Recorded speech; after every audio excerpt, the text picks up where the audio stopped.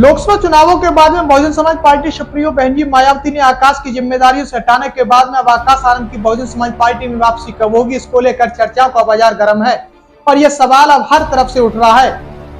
दरअसल ठीक लोकसभा चुनाव प्रचार के बीच आकाश आनंद से मायावती बहन जी ने पद और उत्तराधिकारी वापस ले लिया है।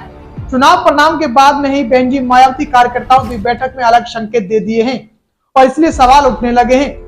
बहुजन समाज पार्टी प्रमुख मायावती बहन जी ने अपने भतीजे आकाश आनंद को लोकसभा चुनाव में जोर शोर से लॉन्च किया। उसके बाद विवादित बयान आने पर उनकी सभाएं रोक दी गई और उसके बाद फिर आकाश को अपने उत्तराधिकारी और कोऑर्डिनेटर पद से भी हटा दिया गया। लोकसभा चुनाव बीत गया और बसपा का प्रदर्शन बेहद खराब रहा, लेकिन आकाश आनंद बसपा और प्रदेश की राजनीति में चर्चा का विषय बने हुए हैं। आखिर आकाश को हटाने के पीछे की वजह बहन जी मायावती की क्या मंशा रही और क्या उनकी री एंट्री होगी, इस पर सबकी नजर बनी हुई है। अभी तक की बात करें तो उनकी वापसी क्यों नहीं हुई, यदि वापसी होगी तो कब तक होगी, क्या बहन जी मायावती उसके लिए सही वक्त का इंतजार कर रही हैं? आकाश आनंद को राजनीति में लाने के लिए बसपा प्रमुख बहन जी मायावती उनको काफी समय से तैयार कर रही थी। उनकी सबसे पहली राजनीति में एंट्री 2017 में हुई थी। बहन जी ने शुरुआत में कुछ बैठकों में शामिल कर उनका परिचय करवाया और उसके बाद उनको राष्ट्रीय कोऑर्डिनेटर बना दिया। यूपी से बाहर कई राज्यों में उनको विधानसभा चुनाव का जिम्मा सौंपा गया। लोकसभा चुनाव से पहले उनको अपना उत्तराधिकारी घोषित कर दिया। जैसे ही लोकसभा चुनाव शुरू हुए तो आकाश आनंद ताबड़तोड़ रैलियां शुरू कर दी। हरदोई में एक रैली में उनके विवादित बयान पर भाजपा कार्यकर्ताओं की ओर से एफआईआर दर्ज करा दी गई और इसके बाद से ही आकाश आनंद सुर्खियों में बने हुए हैं। बहुजन समाज पार्टी की राष्ट्रीय अध्यक्ष बहन जी मायावती ने उनकी रैलियां बंद कर दी गई।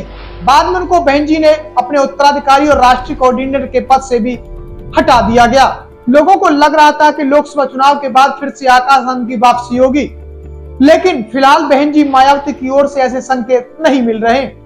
पार्टी सूत्रों का कहना है कि चुनाव बाद पार्टी के नेताओं से फीडबैक लिए तब कुछ लोगों ने यह भी बात कही कि आकाश और प्रकाश, जो कि लोकसभा चुनाव से पहले जयप्रकाश को भी पार्टी से बाहर रहना पड़ रहा है और लगातार बहुजन समाज पार्टी के लिए वो काम भी कर रहे हैं। धरातल से यह भी मांग जोरों पर है कि जयप्रकाश को भी बहुजन समाज पार्टी में पुनः शामिल कराया जाए और आकाश को भी पुनः बसपा में शामिल कराया जाए, ताकि बसपा की जो दर की जो हालत है उसे सुधार किया जा सके।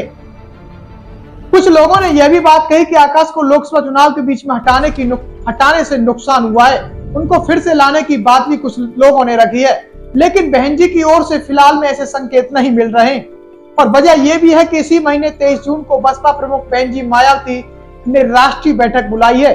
इसमें राष्ट्रीय पदाधिकारियों के अलावा दूसरे प्रदेश के पदाधिकारी और यूपी के जिला स्तर तक के पदाधिकारियों को बुलाया है।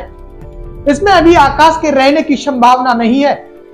पार्टी सूत्रों का यह भी कहना है कि देर सवेर आकाश की फिर से एंट्री होगी, लेकिन अभी उसके लिए बहन जी ने सही समय का इंतजार कर रही हैं।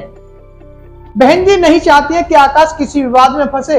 अभी अचानक फिर से बड़ा पद देकर आकाश सक्रिय होते हैं तो ये सवाल भी उठेंगे कि आखिर हटाया क्यों था। कुछ वक्त बीतने के बाद उनको सक्रिय किया जाएगा, यानी कि ऐसा माना जा रहा है कि बसपा सुप्रीमो बहन जी मायावती सही समय आने का भी इंतजार कर रही हैं। दूसरी ओर में ऐसा भी माना जा रहा है कि समय पर हरियाणा, महाराष्ट्र सहित कई राज्यों में चुनाव हैं। हो सकता है कि पहले आकाश को वहां की जिम्मेदारी सौंप दी जाए। यूपी में 2027 में विधानसभा चुनाव होने हैं, उससे पहले आकाश को एक बार फिर से सक्रिय किया जा सकता है। इसी के बीच में हम आपको बता दें, आकाश और प्रकाश, जो कि आकाश आनंद और जयप्रकाश को पुनः बसपा में शामिल होने को लेकर सोशल मीडिया पर ट्रेंडिंग का माहौल चल रहा है। बसपा समर्थकों में होड़ मची हुई है कि बसपा के राष्ट्रीय कोऑर्डिनेटर आकाश आनंद और जयप्रकाश को पुनः बसपा में शामिल किया जाए। जयप्रकाश ही नहीं, ऐसे कई कद्दावर नेता हैं बसपा में शामिल कराने की लगातार मांग उठ रही है। इस खबर को देखने के बाद क्या है आपकी राय, नीचे दिए गए कमेंट बॉक्स में दीजिए अपनी राय। ऐसी तमाम बड़ी खबरों को देखने के लिए जुड़े रहिए हमारे साथ। खबर अच्छी लगे तो लाइक कीजिए और शेयर कीजिए और हाँ, चैनल को सब्सक्राइब कर घंटे वाली बटन को दबाना ना भूलिए। फिर आते हैं आपके बीच कुछ खास खबरों के साथ, तब तक के लिए जय भीम।